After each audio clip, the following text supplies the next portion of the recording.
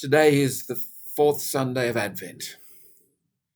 Our gospel text is taken from Luke chapter 1, verses 26 through 38. It's the story of the Annunciation. The angel Gabriel appears to Mary, speaks to her of the coming birth. The words are simple, but they are momentous in their implications. You shall conceive in your womb and bear a son. These words point to the incarnation, the enfleshing of God. Mary is to be the source of that flesh of God. Now, this is an occasion for great rejoicing because we believe that Jesus is truly God and truly human. There is a part of this great mystery, however, that I think we're probably too prone to neglect. And I'd like to draw attention to it here as we approach Christmas. It's the honest thinking about the relationship between the enfleshing of God and our own enfleshing, God's being in the flesh and our being in the flesh, God's incarnation and our incarnation. I don't believe we can approach the great mystery of the incarnation of God if we are not honestly facing our own incarnation, our being in the flesh as human beings.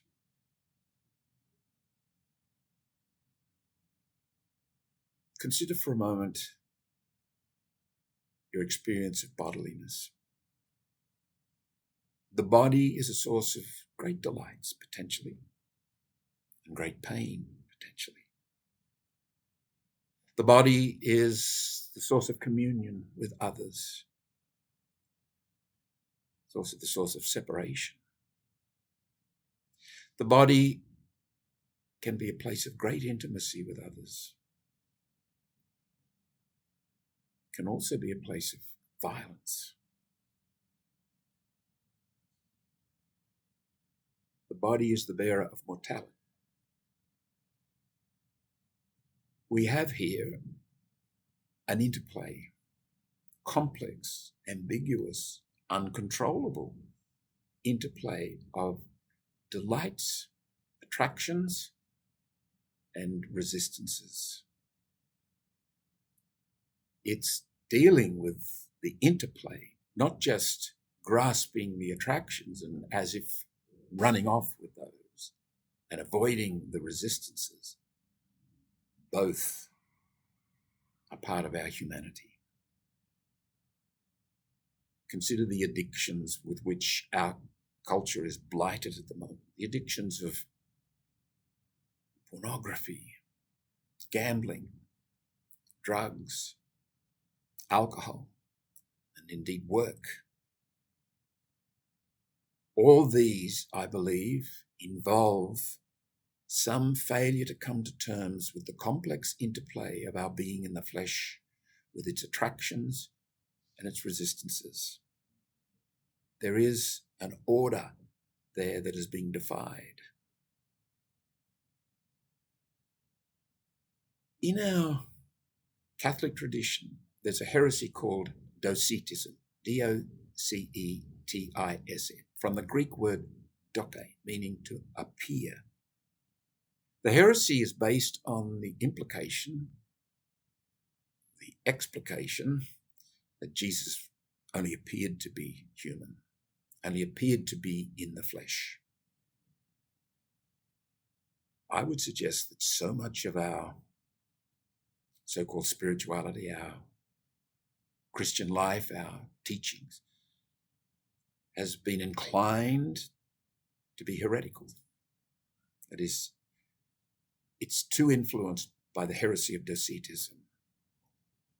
We, instead of coming to terms and embracing and enjoying the complexities of being in the flesh, we've tried to control it out of existence so that holiness was somehow or other rising beyond our bodiliness, our being in the flesh.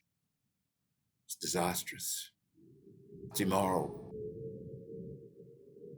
Yet it was often presented as if it was discipleship and holiness. There is a particular issue arising today in the midst of the COVID pandemic, where we have been asked quite rightly, and here at St. Patrick's we certainly insist upon giving communion in the hand only. Giving communion on the tongue is potentially to be an accomplice in spreading the virus, which is potentially fatal. That would be irresponsible for us to give communion on the tongue, therefore. However, from time to time, fortunately not often, but from time to time, enough to be of concern, people turn up demanding to receive communion on the tongue, and they refer to the church's guidelines. And there is a document from the Congregation for Divine Worship and the Sacraments, 2004, which actually says that the norm is communion on the tongue. I think that has to be changed.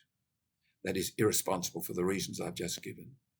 It's all about being in the flesh. Why would the hands be less reverent than the tongue? Here is a question that we can all, from time to time, ask ourselves. It's an open question. Don't answer it. Having asked it, just listen. Listen for the truth. The question is simply, what's happening? What's happening with me? What's happening between me and you? What's happening between us? And listen. Pay attention. Submit to the truth. The question is not asked to find an answer, to analyze, but so that you can let your life be shaped by the truth. The truth that you are created by God as a being in the flesh, this unique being. This is your way to God's being in the flesh.